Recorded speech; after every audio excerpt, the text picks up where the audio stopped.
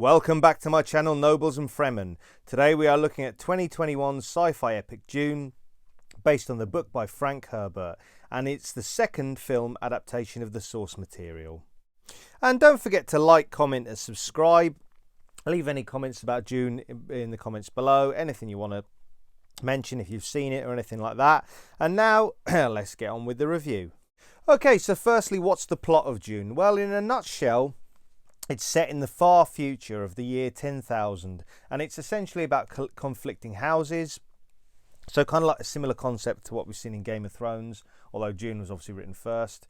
So the first house, one of the houses is called House Atreides. I believe I pronounced it wrong, so apologies if I pronounced it incorrectly. But Duke Leto of House Atreides is the ruler of an ocean planet, and he's given a task of ruling over a desert planet called Arrakis. And this is by the Emperor. And Arrakis is the only source of a valuable spice which allows for interstellar travel. So the Emperor Shaddam Corrino IV wishes for House Atreides to take over control of Arrakis from House Harkonnen, and they were the rulers of Arrakis up to this point. And Duke Leto sees an opportunity to form an alliance with the planet's population called the Fremen, whom are skilled fighters, and this is after Duke Leto reluctantly agrees to go and rule over Arrakis at the Emperor's request. The Emperor has sort of made this decision and chosen House Atreides to control Arrakis, as he knows it will pit them at odds with House Harkonnen to ensure a conflict, and this is because the Emperor sees House Atreides as a threat to his own control.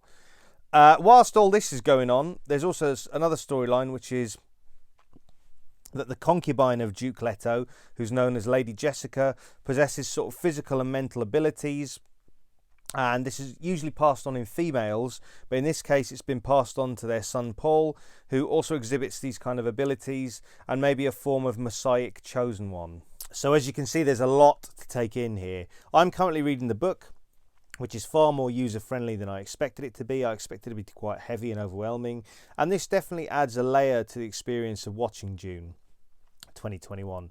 The world building on show here is truly magnificent, as well as the cinematography, and the costume and character creation and design, as well as the set design, is beautiful and breathtaking.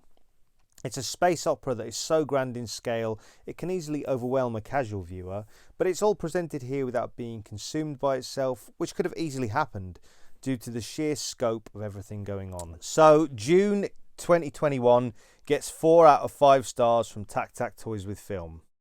And for all the latest action figure news, head on over to Dan Who Reviews YouTube channel, link in the description below.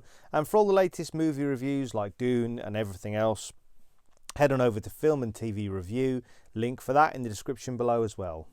Okay, and now let's talk Dune action figures. Now, of course, McFarlane Toys has given us Dune action figures, and they were okay, but we really need Duke Leto, Paul, Jessica, Duncan Idaho, Gurney Halleck, Baron Harkonnen, and more for a full wave of characters from Dune. Although NECA or McFarlane Toys would be good choices, I'd like 6-inch Marvel Legends style articulated action figures of the characters. And there's probably plenty more that can be made into action figures, as there's so many like really toyetic kind of designs in the film. So that's my take on Dune 2021. Have you seen Dune? Did you like it? Did you pick up any of the McFarlane Toys figures? Let me know in the comments below. As always, please like, comment, subscribe and share. It all helps the channel. And until next time, enjoy those flicks and figs.